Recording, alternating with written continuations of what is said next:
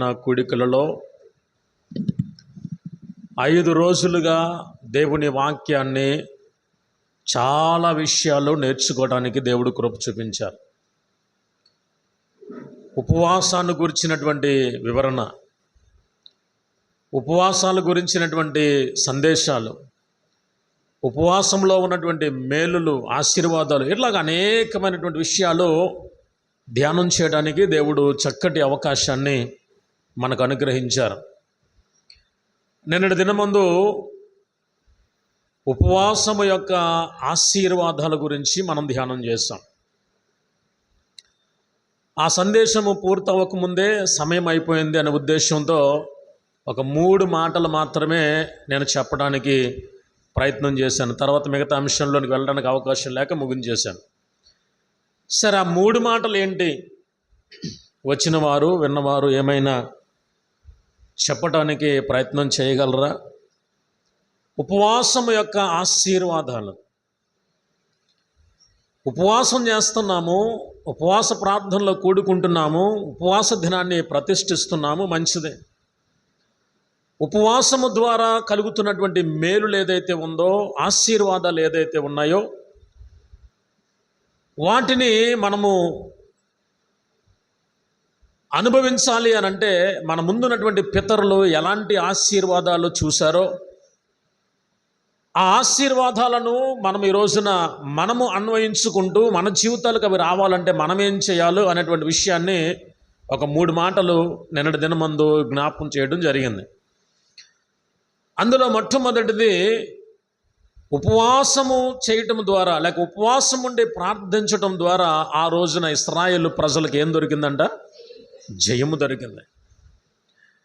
నేటి దినమందు కూడా ఉపవాసం ఉండి మనము ప్రార్థన చేయడం ద్వారా మన కుటుంబాల మీద మనకు జయము దొరుకుతుంది. ఇక రెండవ విషయాన్ని మనం ఆలోచన చేస్తే, ఉపవాసం ఉండి ప్రార్థించినప్పుడు వారికి క్షేమము కలిగింది, వారి పిల్లలకు క్షేమము కలిగింది, వారు చేస్తున్నటువంటి వారికి ఉన్నటువంటి ఆస్తికి క్షేమము కలిగింది, వారు చేస్తున్న ప్రయాణాలకు కూడా క్షేమము కలిగింది.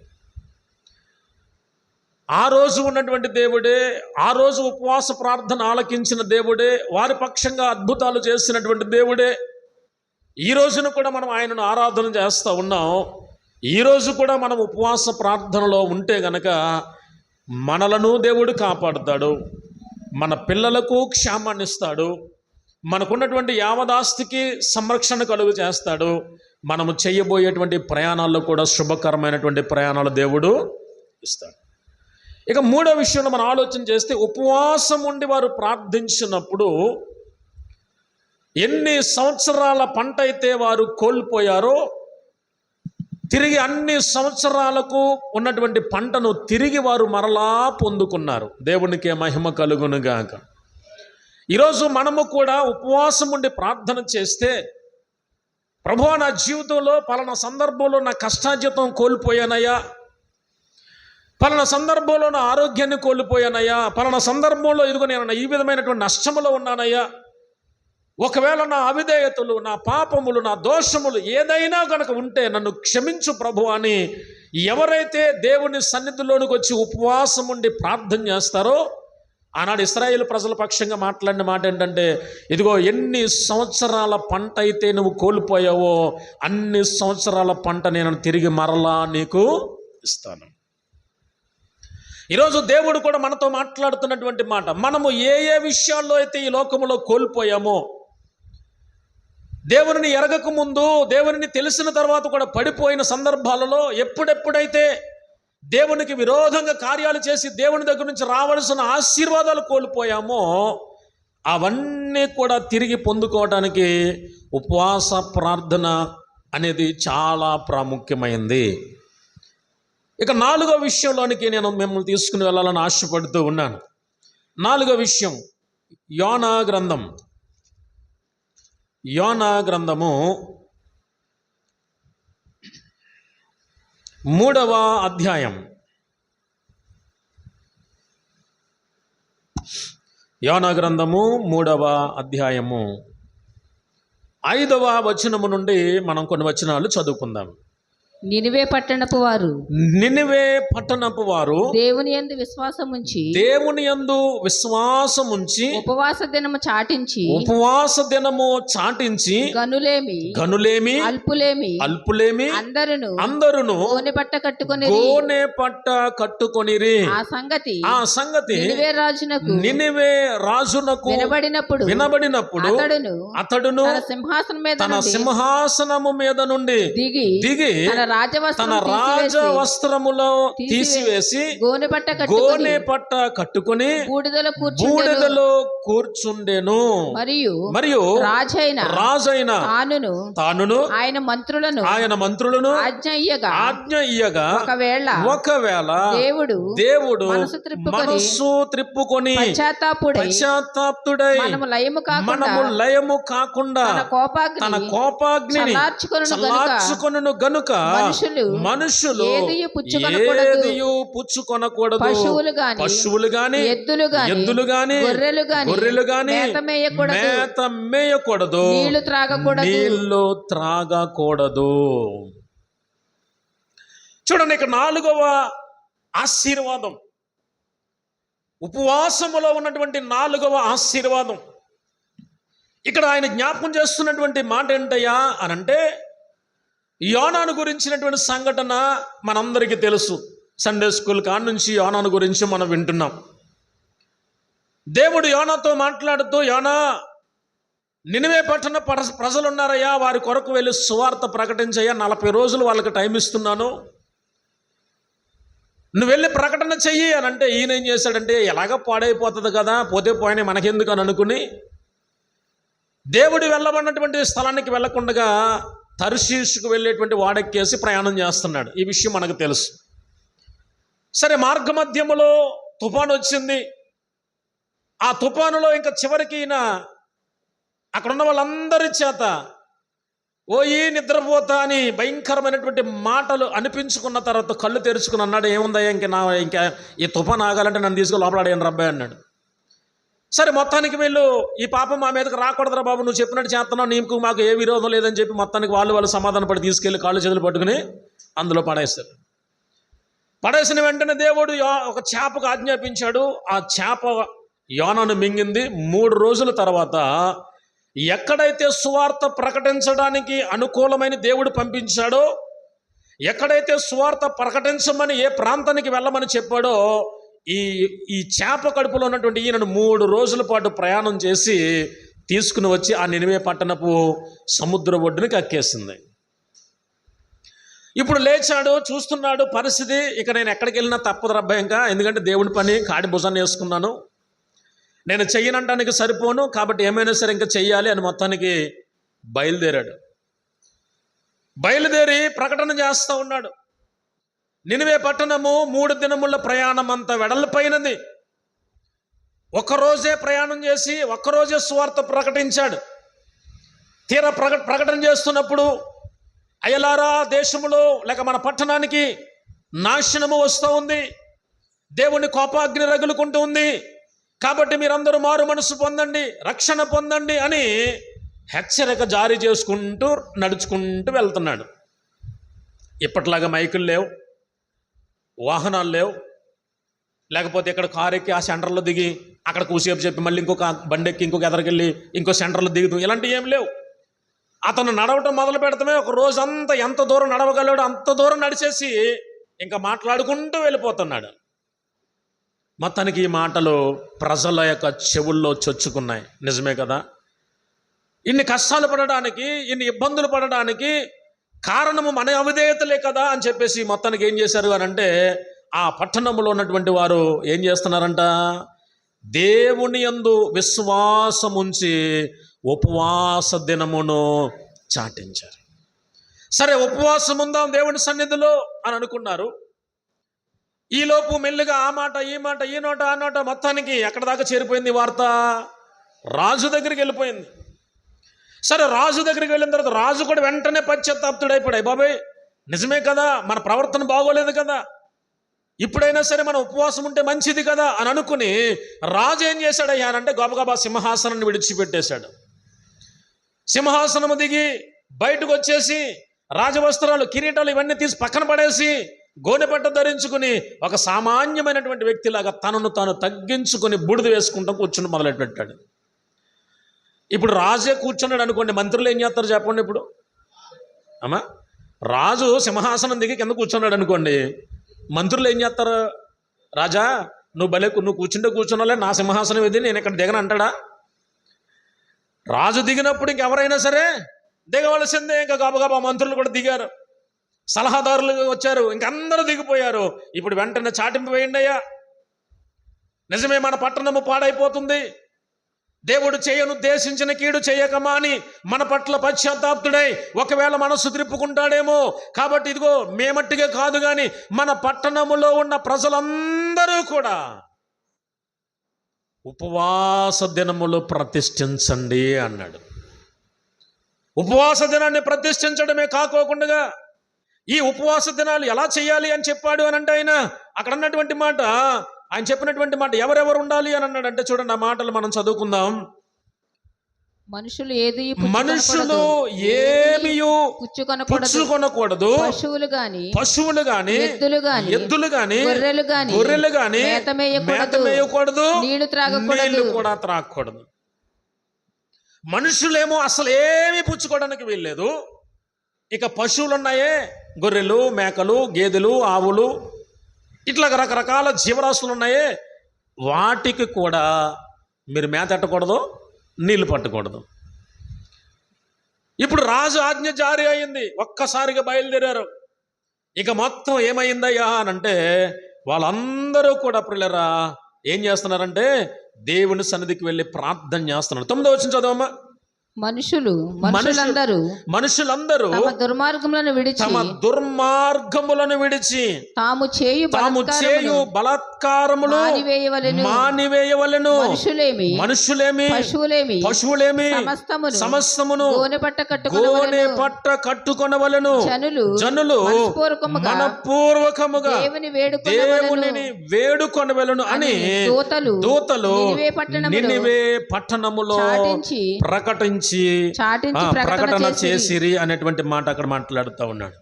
చూడండి, ఇక్కడ రాయబడినటువంటి మాట ఏం చేయాలి అని అంటున్నాడు అని అంటే, మీరు గోనె పట్ట కట్టుకోనండి. అంత మాత్రమే కాదు కానీ మనుష్యులుగా ఉన్నటువంటి మీరు అందరూ కూడా ఏం చేయాలని అంటున్నాడు అని అంటే, తమ చెడు దుర్మార్గపు పనులు విడిచిపెట్టాలి. మన పట్టణం అంతా కూడా దుర్మార్గంతో నిండిపోయిందయ్యా. ఎవడికి వాడు మోసం చేసే వాళ్ళు ఎక్కువైపోయారు, దొంగతనాలు చేసే వాళ్ళు ఎక్కువైపోయారు, నమ్మించి మోసం చేసే వాళ్ళు ఎక్కువైపోయారు. చాలా భయంకరమైనటువంటి దుర్మార్గం నినివే పట్టణంలో ఉంది. కాబట్టి ఇప్పుడు మనం నశించిపోతున్నాం. నశించిపోకుండా ఉండాలంటే ముందు అందరూ దుర్మార్గం పనులు మానేయండి. ఇప్పుడు రాజు ఆజ్ఞ దూతలను పంపించి వీధి వీధికి చాటింపేస్తున్నాడు, దుర్మార్గపు పనులు మానండి. ఇప్పటి వరకు మనకు అది అలవాటు అయిపోయింది. ఇప్పటి వరకు మనకు అది, ఒకవేళ ఎవరైనా దుర్మార్గం చేసినా ఎరా నువ్వెందుకు మోసపోయావురా, అది మోసం చేస్తాడన్న సంగతి నీకు తెలుసు కదరా అని ఒకవేళ దానిని సమర్థించుకునేటువంటి పరిస్థితుల్లో ఒకవేళ ఆ పట్టణం ఉందేమో. ఇప్పుడు పట్టణాన్ని పరిపాలన చేసే రాజే అంటున్నాడు, ఇదిగో దుర్మార్గాన్ని విడిచిపెట్టేయండి. మనందరము కూడా దుర్మార్గములో ఉన్నాం. దుర్మార్గాన్ని విడిచిపెట్టండి. దుర్మార్గాన్ని విడిచిపెట్టి ఏం చేయాలంటున్నాడు ఆయన? మానివేయవలెను. బలాత్కారమును కూడా మానివేయవలెను. దుర్మార్గము పనులు చేస్తున్నారు, ఇంకొకటి బలాత్కారం కూడా చేస్తున్నారు. బలాత్కారం అంటే ఇప్పుడు చిన్నపిల్లల దగ్గర కొంచెం డబ్బు కనపడ్డది అనుకోండి, కానీ బలవంతుడు వెళ్ళి ఏం చేస్తాడు, వాళ్ళ చిన్నపిల్లల్ని బెదిరించేసి బెదరగొట్టేసి నువ్వు ఇవ్వకపోతే నేను కొట్టేస్తాను అది ఇదని చెప్పి అన్నదప్పటికి చిన్నపిల్లలు ఏమవుతారు, భయపడిపోతారు కదా. అట్లాగా ఒకవేళ ఎవరైనా బలహీనులుంటే, ఒకవేళ వాళ్ళిద్దరు ఉన్నారు అని అంటే, వాళ్ళిద్దరిని కొట్టాలంటే మనం ఒక 4-5 వెళ్ళాలరా, కాబట్టి వాళ్ళు ఏదో రకంగా వాళ్ళని బలత్కారంగా వాళ్ళ దగ్గర ఉన్న తీసేసుకోవాలరా అన్నట్లుగా ఇలాంటి బలత్కారముతో కూడినటువంటి పనులు వారు చేస్తూ ఉండేవారు. కాబట్టి దుర్మార్గపు పనులు మానండి, బలాత్కారము చేయుట కూడా మానేయండి. మన పట్టణంలో ఈ రెండు చాలా ఎక్కువగా ఉన్నాయి. ఆ విషయం రాజుగా నాకు తెలుసు, కానీ ఏం చేయలేకపోతున్నాను. కానీ ఈరోజు దేవుని హెచ్చరిక వచ్చింది, మీరు గనక మారు మనసు పొందకపోతే పట్టణం మొత్తం నాశనం అయిపోతుంది అంటారా బాబా.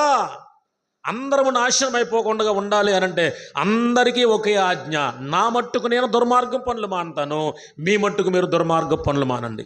నా మట్టుకు నేను బలాత్కారం పనులు చేయడం మానేస్తాను, మీ మట్టుకు మీరు బలాత్కారం పనులు చేయడము మానేయండి. ఎప్పుడైతే ఇలాగూ చేశాడో ఆ తర్వాత ఆయన ఏమన్నాడయ్యా అని అంటే, చూడండి అక్కడ, మనుషులేమి పశువులేమి సమస్తమును గోనె పట్ట కట్టుకొనవలెను, జనులు మనపూర్వకముగా దేవునిని వేడుకొనవలెను అని దూతలు నినివే పట్టణములో చాటించి ప్రకటన చేశారు. మీరు ఒక పని చేయాలి, మీరు గోనె పట్ట ధరించుకోవాలి. ప్రజలందరూ కూడా రాజు చెప్పాడని రావద్దయ్యా, రాజాజ్ఞ కాబట్టి వెళ్ళాలి అనే ఉద్దేశంతో రావద్దు. ఏ ఉద్దేశంతో రావాలి? మనపూర్వకంగా లేక ఇష్టపూర్వకంగా దేవుని దగ్గరికి వెళ్ళండి. మీరు ఏ స్థలంలో ఉన్నా సరే మిమ్మల్ని మీరు తగ్గించుకోనండి.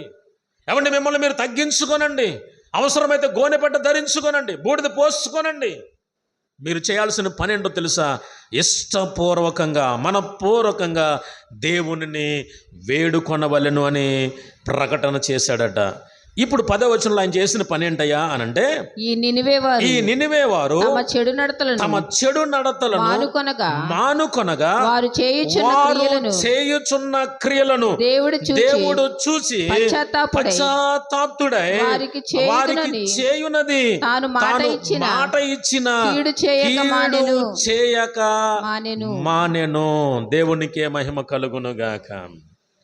పిల్లలు, ఇక్కడ చదవబడినటువంటి మాట చూడండి. ఉపవాస దినాలు ప్రతిష్ఠించండి అయ్యా అని యోనా వెళ్ళి ప్రకటన చేశాడు. మీరు ఉపవాసం ఉండి దేవుని తట్టు తిరగకపోతే కొన్ని రోజుల్లో మీ పట్టణము నాశనం అయిపోతుంది, మీ సింహాసనాలు నాశనం అయిపోతాయి, మీ బ్రతుకులు నాశనం అయిపోతాయి. దేవుని తట్టు తిరగండి అని యోనాతో ప్రకటన చేస్తే ఆ ప్రకటనను ప్రియులరా రాజు మొదలుకొని ఆ దేశంలో ఉన్న సామాన్యుడి వరకు అందరూ ఆ మాట స్వీకరించారు. దుర్మార్గపు పనులు విడిచిపెట్టమన్నప్పుడు విడిచిపెట్టేశారు. బలాత్కారమైనటువంటి పనులు మానేయండి అన్నప్పుడు మానేశారు. ఆ తర్వాత దేవుని సన్నిధిలో మనస్ఫూర్తిగా వారు ప్రార్థన చేయడం ప్రారంభించారు. ఎప్పుడైతే వారు ప్రార్థన చేయడం ప్రారంభించారో, ఇప్పుడు ఈ నినివే వారు ఏం చేస్తున్నారని దేవుడు చూస్తున్నాడు అని అంటే, ఈ నినివే వారు తమ చెడు నడతలు మానుకొనగా, అంటే నినివే పట్టణంలో ఉన్న వాళ్ళందరూ కూడా రాజు మాటకు గౌరవించి, ప్రవక్త మాటకు గౌరవించి, అయ్యో నిజమే కదా, నేను నాశనం అయిపోవడం ఎందుకు, నాతో పాటు నా కుటుంబం నాశనం అయిపోవడం ఎందుకు, దేవుడు నా నుండి కోరుకుంటున్నదేంటి, ఆయన దగ్గరికి రమ్మనే కోరుకుంటున్నది ఎందుకు, నేను అంత నష్టాన్ని తెచ్చుకోవాలని చెప్పేసి ఎవరికి వారు ఇష్టపూర్వకంగా దేవుని సన్నిధిలోకి వెళ్ళి ప్రార్థన చేయడం ప్రారంభించారు. వారి చెడు నడతలు మానేశారు. ప్రియులారా, వారు చేస్తున్నటువంటి బలాత్కార క్రియలు మానేశారు. వారు చేస్తున్నటువంటి దుర్మార్గపు పనులు మానేశారు. అందరూ కూడా ఒకే మాట మీదకి వచ్చేశారు. దేవుని పాదాలు పట్టుకుని బ్రతిమలాడుతున్నారు. అయ్యా, మా పట్టణాన్ని నాశనం చేయొద్దయ్యా, మా పిల్లలను పాడు చేయొద్దయ్యా, మా మీదకు ప్రభువా మీ శిక్షను పంపించవద్దయ్యా, మమ్మల్ని క్షమించయ్యా, మమ్మల్ని కనికరించయ్యా అని వారు ప్రార్థన చేస్తుంటే ఆ ప్రార్థనలో దేవుడు విన్నాడంట. అయ్యో, అనవసరంగా యోనా గారికి పలానా రోజున నాశనం చేసేస్తానని ముందే చెప్పేశాను, కానీ ఇప్పుడు నేను చెయ్యాలనుకున్నటువంటి కీడు చేయక మానాలి. ఎందుకంటే నా వైపు తిరుగుతున్నారు, అసలు నా వైపు తిరుగుతారో లేదా అని ప్రవక్తను పంపించాను. తిరగకపోతే నాశనం చేద్దామని చూశాను, కానీ దేవుని సేవకుని మాటకు లోబడ్డారు. లోబడినటువంటి వారు దేవుని తట్టు తిరిగినందువల్ల దేవుడు వారి ఉపవాస ప్రార్థనలు విని ప్రియులరా చేయాలనుకున్నటువంటి కీడు చేయకోకుండా క్షమాపణ పొందగలిగారు. ఈరోజు మనం ఆలోచన చేయాలి. 4వదిగా, ఉపవాసం ఉండి ప్రార్థన చేస్తే దేవుని దగ్గర నుండి క్షమాపణ పొందుకోవడానికి అవకాశం ఉంటుంది. ఉపవాసంలో ఉన్న ఆశీర్వాదం ఏంటయ్యా అంటే, మనము ఉపవాసం ఉండి ప్రార్థన చేయగలిగితే మనము చేసినటువంటి పాపములు ఏదైతే ఉన్నాయో, దోషములు ఏదైతే ఉన్నాయో, వాటన్నిటి నుండి కూడా మనం ఏం పొందుకుంటాము అనంటే దేవుని దగ్గర క్షమాపణ పొందుకుంటాం.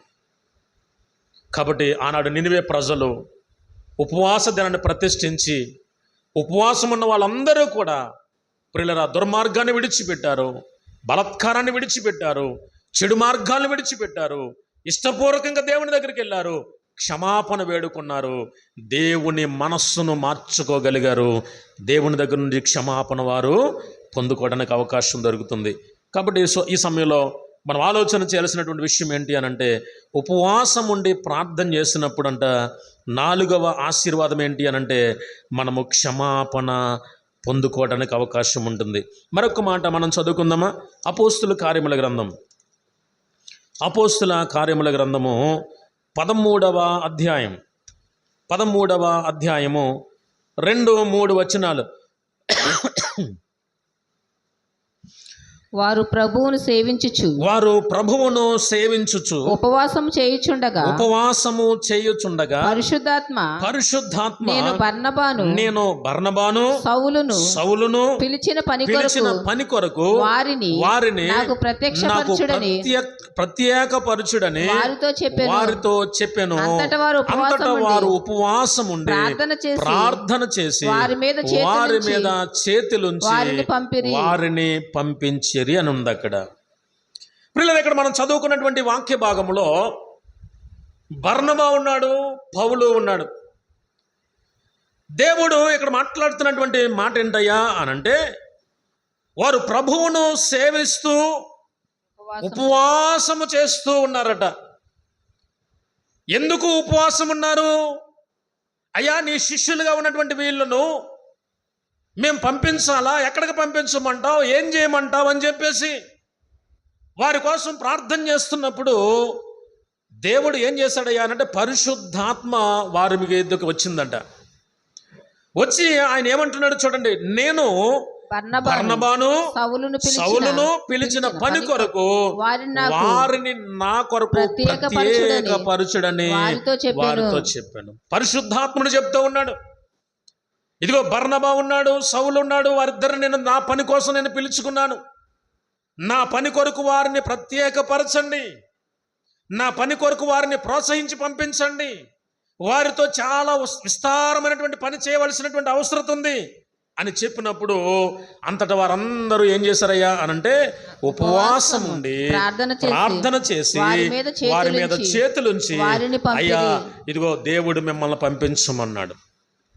మీరిద్దరు దేవుడు తన పని కొరకు ఎన్నుకున్నాడు మిమ్మల్ని. మీరిద్దరిని దేవుడు తన పని కొరకు పిలుచుకున్నాడు. పరిశుద్ధాత్ముడు మనతో మాట్లాడాడు కాబట్టి మేమందరము ఉపవాసం ఉండి ప్రార్థన చేసి ఇదిగో మీ మీద చేతులుంచి ప్రార్థన చేసి మేము పంపిస్తూ ఉన్నాం అని చెప్పేసి పంపించారట. ఇక్కడ మనం ఆలోచన చేయాల్సిన విషయం ఏంటంటే, ఉపవాసం ఉండి మనము ప్రార్థన చేయాలి, కానీ ఉపవాసం ఉండి దేవుని సన్నిధిలో కన్నీరు కార్చి ప్రార్థన చేయాలి, కానీ దేవుని ఉద్దేశము నీ పట్ల ఏంటో దేవుడు జ్ఞాపకం చేస్తాడు.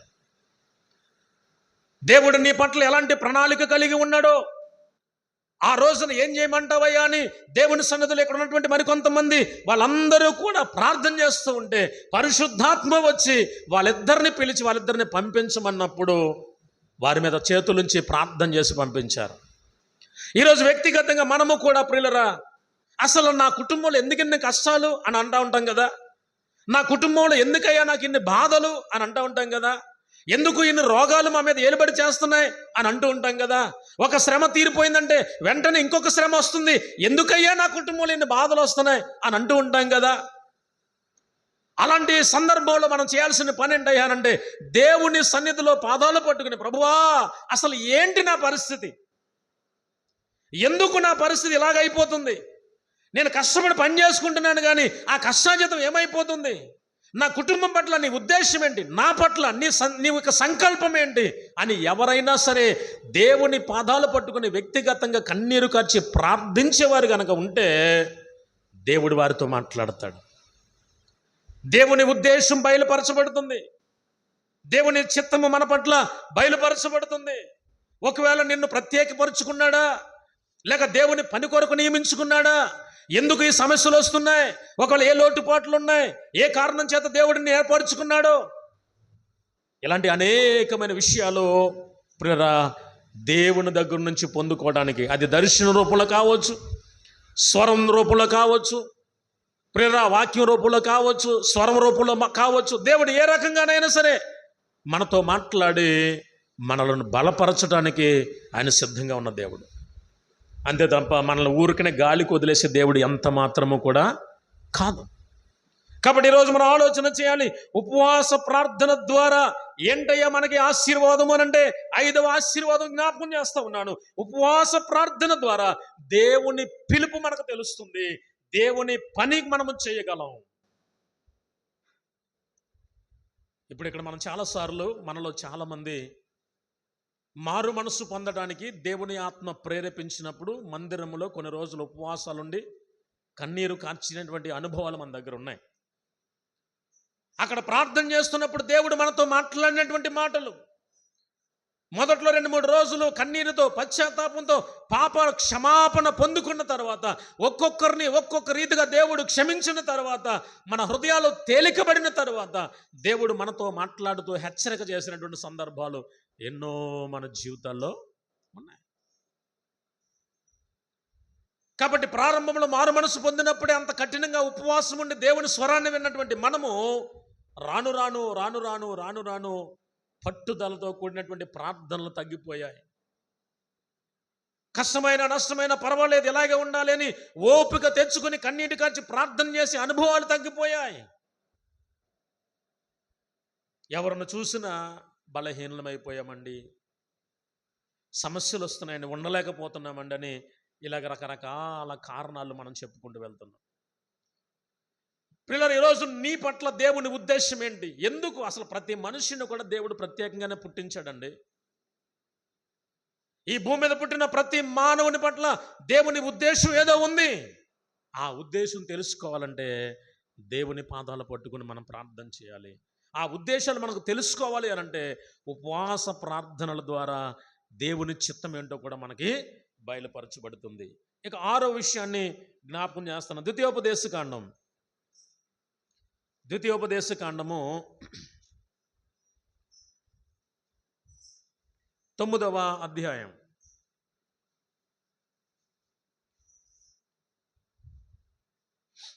ద్వితీయోపదేశకాండము 9వ అధ్యాయము 9వ వచనాన్ని ఒక్కసారి సహాయం చేయడమా?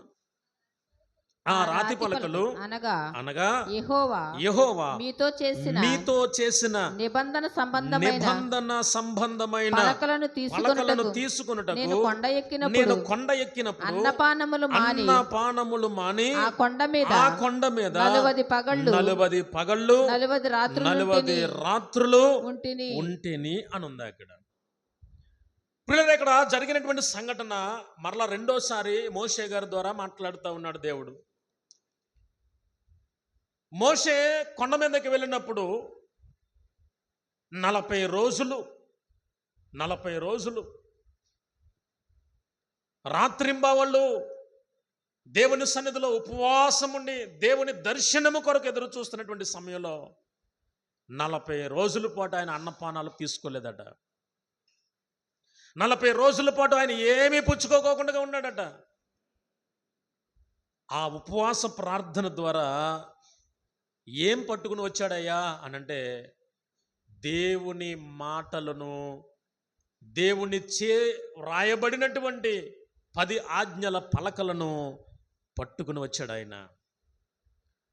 దేవుని మాటలను, పిల్లల పరలోక సంబంధమైనటువంటి మాటలు వినటానికి మనము ఉపవాస ప్రార్థనలో పొందుకోవడానికి అవకాశం ఉంటుంది. ఉపవాసం ఉన్నప్పుడు, ఏకాంతంగా దేవుని మందిరంలో మనం గడుపుతున్నప్పుడు ఉపవాస ప్రార్థనల ద్వారా ప్రభువా నాతో మాట్లాడు, నన్ను దర్శించు, నా కుటుంబాన్ని మార్చు, నాకు వరాలి, నాకు అద్భుతాలు చేయి, నా పట్ల గొప్ప కార్యం చేయి అని ఎవరెవరైతే దేవుని సన్నిధిలో కన్నీరు కార్చి ప్రార్థన చేసే అనుభవం కలిగిన వారుగా ఉంటారో అలాంటి వారికి పరలోకపు మాటలను పొందుకునే అవకాశం ఉంటుంది. మోషే 40 రాత్రింబవళ్ళు అన్నపానములు మాని వచ్చేటప్పుడు ఏం పట్టుకొచ్చాడట? దేవుని మాటలు, దేవుడి చేత రాయించబడినటువంటి 10 ఆజ్ఞలు పలకలు 2 పలకలు పట్టుకుని వస్తూ ఉన్నాడు. ఆయన కొండ దిగి బయటకు వచ్చేసరికి 40 రోజులు తిన్నాడు. ఎలా ఉంటాడు చెప్పండి? ఒక పూట తినకపోతేనే రకరకాల చోట్ల మనకు నొప్పులు వచ్చేస్తున్నాయి. ఒక రోజంతా తింటాం మానితే ఇంకా అసలు మన ముఖంలో డేల కొట్టేస్తున్నాయి. అలాంటిది మోషే 40 రాత్రింబవళ్ళు ప్రియులరా అన్నపానములు తీసుకోకుండా దేవునితో గడిపినందువల్ల అతను వస్తుంటేనంట, కొండ దిగుతుంటేనంట, ఆయన పలకలిచ్చుకుని వస్తుంటే మోషే వైపు ఇలా చూస్తుంటే మోషే ముఖము తేజస్సుతో నిండిపోయిందంట. తేజస్సుతో నిండిపోయింది, ప్రకాశిస్తుంది ఆయన ముఖం. దేవునితో ఉంటే, దేవునితో సహవాసం చేస్తే, దేవుని సన్నిధిలో మనము గడిపితే పరలోకపు శక్తితో పాటుగా పరలోకములో నుండి మనము కొన్ని మాటలు వినడానికి కూడా అవకాశం ఉంటుంది. ఆ రోజు మోషే ద్వారా జరిగినటువంటి సంఘటన 10 ఆజ్ఞల పలకలు పట్టుకుని ఆయన వస్తూ ఉన్నటువంటి సందర్భాన్ని ఇక్కడ మనకు జ్ఞాపకం చేస్తూ ఉన్నాడు. చివరికి ఇంకొక మాట 7వదిగా మనం చదువుకుని మనం ప్రార్థన చేసుకుందాం. జకర్యా గ్రంథము 8వ అధ్యాయం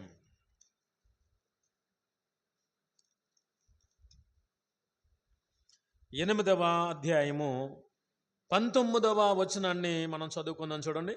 సైన్యములకు అధిపతియగు యెహోవా ఆజ్ఞ ఇచ్చినది ఏమనగా 4వ నెలలోని ఉపవాసము 5వ నెలలోని ఉపవాసము 7వ నెలలోని ఉపవాసము 10వ నెలలోని ఉపవాసము యోధా ఇంటి వారికి సంతోషమును ఉత్సాహమును పుట్టించు మనోహరములైన పండుగలగును అనే మాట అక్కడ మాట్లాడుతూ ఉన్నాడు. పిల్లరా, యోధా ప్రజలైనటువంటి వారికి ఏ నెలలో వారు ఉపవాసాలు ఉంటూ ఉండేవారో ఆ నెలల్లో వారు చేస్తున్న ఉపవాసాలు ఇక్కడ జ్ఞాపకం చేస్తూ ఆయన అంటున్నటువంటి మాట ఏంటయ్యా అనంటే, ఇదిగో మీరు 4వ నెలలోని ఉపవాసము, 5వ నెలలోని ఉపవాసము, 7వ నెలలోని ఉపవాసము, 10వ నెలలోని ఉపవాసము. ఎవరి ఇంటి వారికి సంతోషము? యోధా ఇంటి వారి. అంటే ఎవరైతే ఉపవాస దినాలు ప్రతిష్ఠించి ఆ ఉపవాస పండుగలలో పాలిభాగస్తులు అవుతున్నారో, ఆ ఉపవాసంలో పాలిభాగస్తులై ఎవరైతే ప్రార్థనలు చేస్తున్నారో ఆ ప్రార్థనలలో పాల్గొన్న వారందరికీ కూడా ఏం కలుగుతుందయ్యా అనంటే సంతోషము కలుగుతుంది, ఉత్సాహము కలుగుతుంది. ఉపవాసము యొక్క ఆశీర్వాదాలు ఏంటయ్యా అనంటే, మనము దేవుని మందిరములో కానీ వ్యక్తిగతంగా కానీ కొన్ని రోజులు ఉపవాసాన్ని మనం ప్రతిష్ఠించినప్పుడు ఆకలితో ఒకవేళ మన శరీరము బలహీనమైనా, లేకపోతే రకరకాల సమస్యలతో మనం శరీరము బలహీనమైనా, నేను అనుకున్నాను కాబట్టి ఏమైనా చెయ్యాలి దేవుని సన్నిధిలోని మనము కంకణం కట్టుకుని ప్రార్థన చేసి ఉపవాసం ఉంటేనంట, మనము కొన్ని రోజులు చేసిన ఉపవాస ప్రార్థనలు ఏదైతే ఉన్నాయో అవి మన ఇంటి వారందరికీ కూడా సంతోషాన్ని పుట్టిస్తాయి. మన ఇంటి వారందరికీ కూడా అవి ఉత్సాహాన్ని పుట్టిస్తాయి. అందుకని ఆయన అన్నాడు, ఇదిగో వారు చేసినటువంటి 4వ నెలలో కానీ 5వ నెలలో కానీ 7వ నెలలో కానీ 10వ నెలలో కానీ యోధా ఇంటి వారు చేసిన ఉపవాస ప్రార్థనలు ఏదైతే ఉన్నాయో అవి మన కుటుంబములకు సంతోషమును ఉత్సాహమును పుట్టించు. ఈరోజు మనం 15 రోజులు ఉపవాసం ఉన్నాం. ఈ 15 రోజుల ఉపవాస ప్రార్థన కూడికల్లో మనం పాలిభాగస్థులం అవుతున్నాం. మనము దేవుని సన్నిధిలో పొద్దున్నే 9 గంటలకు వస్తున్నాం, ప్రార్థన చేస్తున్నాం. అందరూ రకరకాల పనులు చేసుకుంటున్నారు. మనకి వీలైన వారు అందరము దేవుని మందిరంలోకి వస్తున్నాం, ప్రార్థన చేస్తున్నాం. ఇప్పుడు ఇక్కడికి వచ్చి కన్నీరు కారుస్తూ దేవుని సన్నిధిలో ప్రభువా మమ్మల్ని క్షమించని దేవుని పాదాలు పట్టుకుని క్షమాపణ వేడుకుంటూ ప్రార్థన చేస్తూ ఉంటే ఈ 15 రోజుల తర్వాత దేవుడు కార్యాలు చేస్తున్నప్పుడు, ఇదిగో 15 రోజుల్లో మేము ప్రార్థన చేసాం దేవుని మందిరంలో, నా కుటుంబంలో ఈ అద్భుతం జరిగింది, నా కుటుంబంలో ఈ మేలు జరిగింది, నా పట్ల దేవుడు ఇలాంటి కార్యం చేశాడని ఒక్కొక్కరు ఏమంటే రాగలిగిన రోజుల్లో సాక్ష్యాలు చెప్తున్నప్పుడు, ఆ సాక్ష్యాలు చెప్పేటప్పుడు సంతోషంగా చెప్తారా, ఎడుతూ చెప్తారా? మేలు జరిగినప్పుడు అమ్మా అది మనకి ఉత్సాహము. ఉపవాస దినాల్లో మనం పాలే భాగస్తులై ప్రార్థన చేసాం, ఉపవాస దినాల్లో కన్నీరు కార్చి ప్రార్థన చేసాం. తర్వాత దేవుడు కార్యం చేసినప్పుడు, ఆయన చేసిన కార్యాన్ని మనం చూసినప్పుడు అవి సంతోషాన్ని ఇస్తున్నాయి, అవి ఉత్సాహాన్ని ఇస్తున్నాయి. కాబట్టి ఈ రాత్రికాల సమయంలో దేవుని వాక్యాన్ని వింటున్నటువంటి నా ప్రియమైన దైవ జనాంగమా, ఉపవాసం యొక్క ఆశీర్వాదాలు ఏంటయ్యా అంటే, 4వదిగా నేను జ్ఞాపకం చేశాను, ఉపవాసం ఉండి ప్రార్థన చేస్తే దేవుని దగ్గర నుండి క్షమాపణ పొందుకోవడానికి అవకాశం ఉంటుంది. 5వదిగా దేవుని సన్నిధిలో ఉపవాసం ఉండి ప్రార్థన చేస్తే దేవుడు మన పట్ల ఆయన ఉద్దేశం ఏంటో తెలుసుకోవడానికి అవకాశం ఉంటుంది. 6వదిగా ఉపవాసం ఉండి ప్రార్థన చేస్తే పరలోకము నుండి దేవుని మాటలు వినపడతాయి, దేవుని మాటలు నీకు కనబడతాయి. ఉపవాసం ఉండి నీవు ప్రార్థన చేస్తే అవి మన కుటుంబాలకు ఉత్సవమును సంతోషమును పుట్టిస్తాయి. కాబట్టి ఉపవాసం యొక్క ఆశీర్వాదాలు మనము పొందుకుంటూ దేవుని కృపకు పాత్రులం అవుతూ, ప్రభా నీ ఉపవాస దినాలు మేము గడుపుతున్నాం. వారంలో ప్రతి బుధవారం ఉపవాస ప్రార్థన జరుగుతుంది, ప్రతి శనివారం ఉపవాస ప్రార్థన జరుగుతుంది. మధ్యలో మీరు ఏర్పాటు చేసిన 15 రోజులు ఉపవాస ప్రార్థనలే కానివ్వండి, వ్యక్తిగతంగా ఆయా స్థలాల్లో జరుగుతున్న ఉపవాస ప్రార్థనలే కానివ్వండి, ఎక్కడ ఉపవాస ప్రార్థన కూడికలు జరిగినా కానీ దేవుని ఆశీర్వాదాలు మనందరము పొందుకోవాలి అని అంటే మన మనస్సును నిర్మలము చేసుకోవాలి, మన తలలో ఉన్నటువంటి మలినమంతా కడిగేసుకోవాలి, మన మనస్సులో నిమ్మలం చేసుకోవాలి, సమాధానపరుచుకోవాలి, తలలో ఉన్న భయంకరమైనటువంటి ఆలోచనలన్నీ వదిలించేసుకోవాలి, జాగ్రత్తగా దేవుని పాదాలు పట్టుకోవాలి. మనలో ఉన్నటువంటి ఏదైతే చెడు అనేది ఉన్నదో వాటన్నిటి నుంచి కూడా మనం విడుదల పొంది దేవుని దగ్గరికి వెళ్ళి క్షమాపణ వేడుకుంటే దేవుడు మనలను జ్ఞాపకం చేసుకుంటాడు. రాబోయే రోజుల్లో మన కుటుంబాల్లో అద్భుతాలు జరిగినప్పుడు, రాబోయే రోజుల్లో దేవుడు మన కుటుంబాల్లో మేలు చేస్తున్నప్పుడు, ఈ 15 రోజుల ఉపవాస ప్రార్థనల్లో దేవుడు నన్ను జ్ఞాపకం చేసుకున్నాడని సంతోషముతోనూ ఉత్సాహముతోనూ సాక్ష్యము చెప్పగలిగినటువంటి అనుభవాలు దేవుడు మనకిస్తూ ఉన్నాడు. కాబట్టి అటువంటి ధన్యత రాబోయే రోజుల్లో మనము మన కుటుంబాలు అనుభవించినట్లు దేవుని సన్నిధిలో మనము ప్రార్థన చేద్దాం, దేవుని సన్నిధిలో ప్రార్థన చేద్దాం. దేవుడి కొద్ది మాటలు మనందరి వెనుకిడిలో దీవించునుగాక. ఆమేన్. ప్రార్థన చేసుకుందాం.